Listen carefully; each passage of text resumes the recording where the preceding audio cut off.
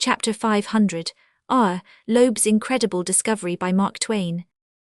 Experts in biology will be apt to receive with some skepticism the announcement of Dr. Jacques Loeb of the University of California as to the creation of life by chemical agencies.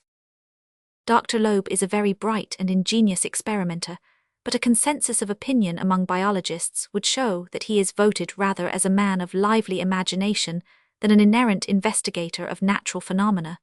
New York Times, March 2d. I wish I could be as young as that again.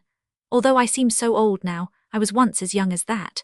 I remember, as if it were but 30 or 40 years ago, how a paralyzing consensus of opinion accumulated from experts a-setting around, about brother experts who had patiently and laboriously cold-chiseled their way into one or another of nature's safe deposit vaults, and were reporting that they had found something valuable was aplenty for me. It settled it. But it isn't so now, no, because in the drift of the years I by and by found out that a consensus examines a new thing with its feelings rather oftener than with its mind. You know yourself that that is so.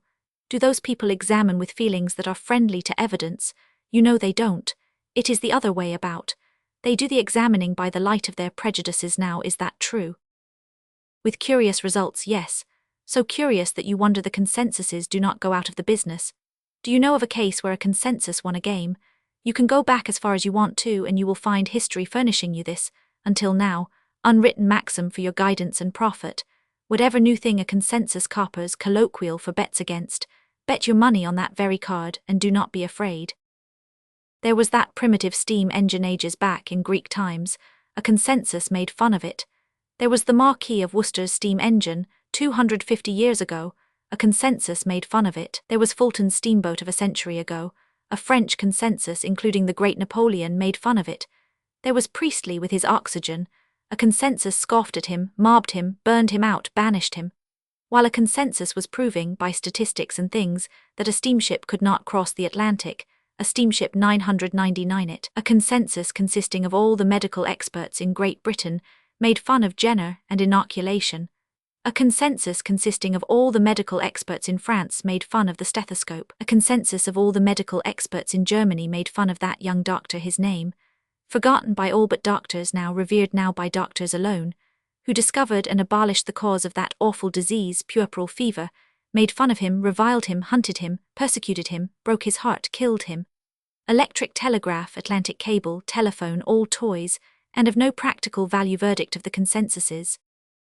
Geology, paleontology, evolution, all brushed into space by a consensus of theological experts, comprising all the preachers in Christendom, assisted by the Duke of Argyll and, at first, the other scientists. And do look at Pasteur and his majestic honor roll of prodigious benefactions, damned each and every one of them in its turn by frenzied and ferocious consensuses of medical and chemical experts comprising, for years, every member of the tribe in Europe. Damned without even a casual look at what he was doing, and he pathetically imploring them to come and take at least one little look before making the damnation eternal. They shortened his life by their malignities and persecutions, and thus robbed the world of the further and priceless services of a man who along certain lines, and within certain limits, had done more for the human race than any other one man in all its long history. A man whom it had taken the expert brotherhood 10,000 years to produce, and whose mate and match the brotherhood may possibly not be able to bring forth and assassinate in another 10,000. The preacher has an old and tough reputation for bull-headed and unreasoning hostility to new light. Why, he is not in it with the doctor, nor perhaps with some of the other breeds of experts that sit around and get up the consensuses and squelch the new things as fast as they come from the hands of the plodders, the searchers, the inspired dreamers, the pastors that come bearing pearls to scatter in the consensus sty. This is warm work. It puts my temperature up to 106 and raises my pulse to the limit. It always works just so when the red rag of a consensus jumps my fence and starts across my pasture. I have been a consensus more than once myself, and I know the business and its vicissitudes. I am a compositor expert, of old and seasoned experience. 19 years ago I delivered the final and for good verdict that the linotype would never be able to earn its own living, nor anyone else's. It takes 14 acres of ground now to accommodate its factories in England. 35 years ago I was an expert precious metal quartz miner. There was an outcrop in my neighborhood that assayed $600 a ton gold. but every fleck of gold in it was shut up tight and fast in an intractable and impersuadable base metal shell. Acting as a consensus, I delivered the finality verdict that no human ingenuity would ever be able to set free $2 worth of gold out of a ton of that rock. The fact is, I 999 not foresee the cyanide process. Indeed, I have been a consensus ever so many times since I reached maturity and approached the age of discretion, but I call to mind no instance in which I won out. These sorrows have made me suspicious of consensuses. Do you know, I tremble and the goose flesh rises on my skin every time I encounter one now. I sheer warily off and get behind something, saying to myself, it looks innocent and all right, but no matter, 10 to 1 there's a cyanide process under that thing somewhere. Now as concerns this creation of life by chemical agencies. Reader, take my advice, don't you copper it. I don't say bet on it, no, I only say don't you copper it. As you see, there is a consensus out against it.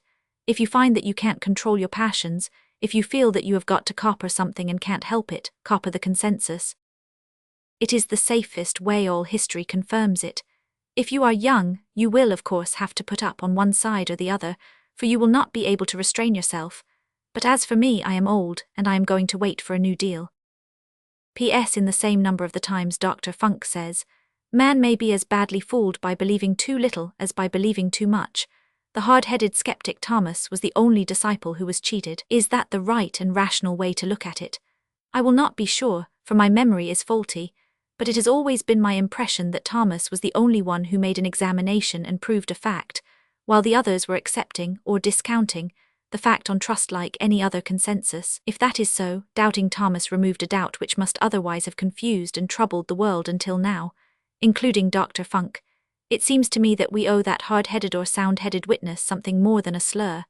Why does Dr. Funk examine into spiritism and then throw stones at Thomas? Why doesn't he take it on trust? Has inconsistency become a jewel in Lafayette Place? Extract from Adam's diary. Then there was a consensus about it. It was the very first one. It sat 6 days and nights. It was then delivered of the verdict that a world could not be made out of nothing, that such small things as sun and moon and stars might maybe, but it would take years and years if there was considerable many of them. Then the consensus got up and looked out of the window, and there was the whole outfit spinning and sparkling in space. You never saw such a disappointed lot.